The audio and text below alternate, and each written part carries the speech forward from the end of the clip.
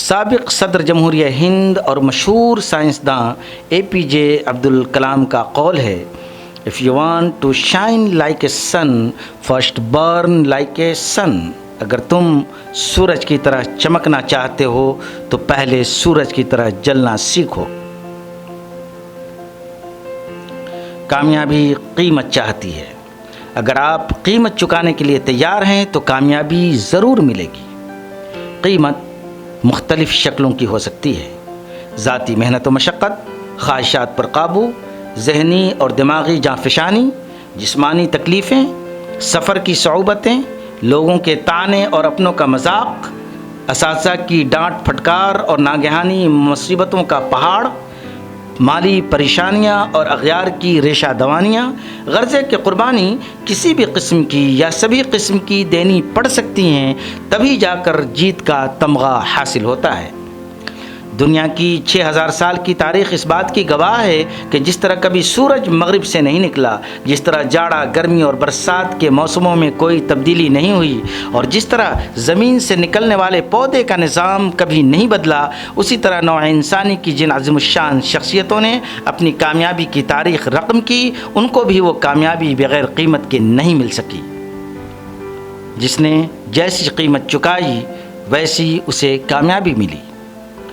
کوئی مصور ہو یا موسیقی کار، کوئی میدان جنگ کا سپاہی ہو یا جرنیل، کوئی کسی ملک کا حاکم ہو یا تاجدار، کوئی عظیم کھلاڑی ہو یا فلسفی، کوئی عالم دین ہو یا سائنسداں، جس نے بھی عظیم الشان کارنامے انجام دیے، ان کے پیچھے ان کی طویل جدوجہد اور عظیم قربانیوں کی لمبی داستان ہے، جو ان کی کامیابیوں کی چمک دمک میں نظروں سے اوجھل رہ گئی۔ دنیا نے صرف ان کے کارناموں کو دیکھا، محنت، مشقت اور جانفشانی نہیں دیکھی۔ یہ امام شافعی ہیں جن کی عمر محض 7 سال ہے، مگر انہوں نے اس ننھی سی عمر میں پورا قرآن پاک حفظ کر لیا ہے، جبکہ اس عمر میں بچوں کو ٹھیک سے شعور بھی نہیں ہوتا۔ جب 10 سال کی عمر ہوتی ہے تو پوری موطا یاد کر لیتے ہیں، جبکہ 10 سال کی عمر میں بچے گلیوں میں گلی ڈنڈا اور کرکٹ کھیلتے ہیں۔ جب اپنی ہی عمر کے بچے کھیل کود میں مست ہوں، مگر وہ بچہ قرآن و حدیث یاد کرنے میں مصروف ہو اور اپنی خواہشات اور جذبات کی قربانی دے رہا ہو، تو یقیناً وہ مستقبل میں کچھ کر دکھانے والا ہے۔ چنانچہ یہ بچہ جب 13 سال کا ہوتا ہے تو ایک طرف کاغذات خریدنے کے لیے پیسے نہیں ہوتے، تو دوسری طرف حصول حدیث کی تشنگی اسے روزانہ احادیث نقل کرنے پر مجبور کرتی ہے۔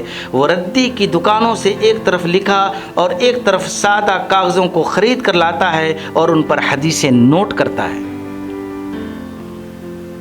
سونے چاندی کے سکوں سے اگر علم خریدا جا سکتا تو سارے امیر زادے اور شہزادے علم کا پنکھ لگا کر اڑا کرتے، مگر علم جان، مال اور وقت سب کچھ صرف کرنے سے ملتا ہے۔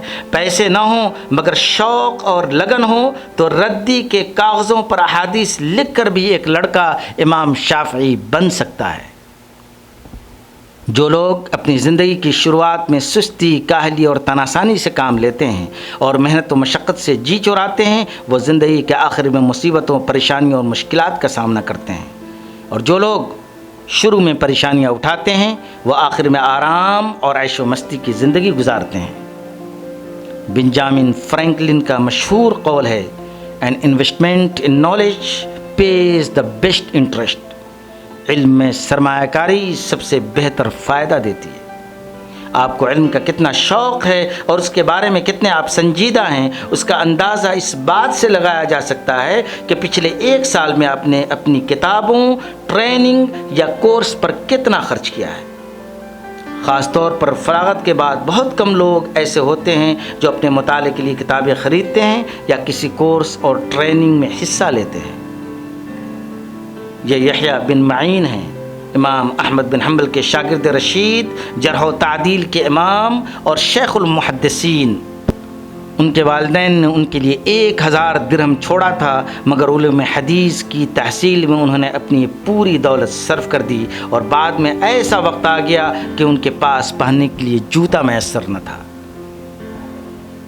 ابن رشد کے بارے میں کہا جاتا ہے کہ انہوں نے صرف 2 راتیں مطالعہ ناغہ کی تھیں، ایک وہ رات جس دن ان کے والد کا انتقال ہوا، اور دوسری وہ رات جس دن ان کی شادی ہوئی۔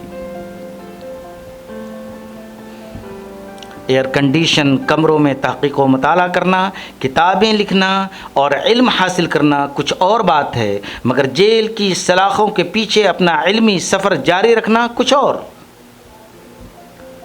قید و بند کی زندگی بذات ہی خود ہی ایک المناک اور خوفناک سفر ہے، اور اس میں اپنا علمی سفر نہ صرف جاری رکھنا بلکہ ایسے حیرت انگیز علمی کارنامے انجام دینا جسے تاریخ صدیوں تک یاد رکھے، یقیناً ایک آہنی عزم و ارادہ، بے پناہ ذہنی و دماغی طاقت، عدیم المثال صبر و تحمل اور طویل جد و جہد اور محنت و جفاکش کی غماز ہے۔ یہ ابن خلدون ہے، جن کی کتاب مقدمہ ابن خلدون کا چہار دانگ عالم میں شور ہے۔ مشرق کیا، مغرب کیا، عرب کیا، عجم کیا، سبھی اس کتاب کے دلدادہ ہیں، اور موجودہ سوشیولوجی کی بنیاد اسی کتاب پر قائم ہے۔ الجزائر کے ابن سلامہ قلعہ میں ان کو قید کر دیا جاتا ہے، اور 4 سال قید کی زندگی کو وہ اس غیر معمولی علمی کارنامے میں تبدیل کر دیتے ہیں، اور اپنی شرح آفاق کتاب مقدمہ ابن خلدون اسی دوران مکمل کر لیتے ہیں۔ اسلامی تاریخ میں امام ابن تیمیہ کو کون نہیں جانتا؟ جب انہیں جیل کی تاریک کوٹریوں میں ڈال دیا گیا تو انہوں نے اپنی قسمت کا رونا نہیں رویا، حالات کا شکوہ اپنا شیوا نہیں بنایا، بلکہ ان کی بہت سی مشہور کتابیں اسی جیل کی یادگار ہیں، جن میں کتاب فی التفسیر 4 ضخیم جلدوں پر مشتمل ہے، اور ابھی چند دہائی پہلے سید قطب شہید نے فی ظلال القرآن اس وقت لکھی جب وہ آزادی سے محروم جیل کی کال کوٹری میں اپنی زندگی گزارنے پر مجبور تھے۔ اس میں کوئی شک نہیں کہ جس نے بھی کامیابی کی قیمت ادا کی، اس سے قدرت نے نام و نمود، عزت و شہرت اور دولت و ثروت سب کچھ سے نوازا۔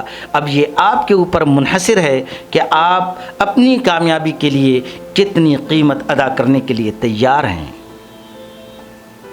کامیابی قیمت چاہتی ہے، قیمت چکائیے اور کامیابی حاصل کیجیے۔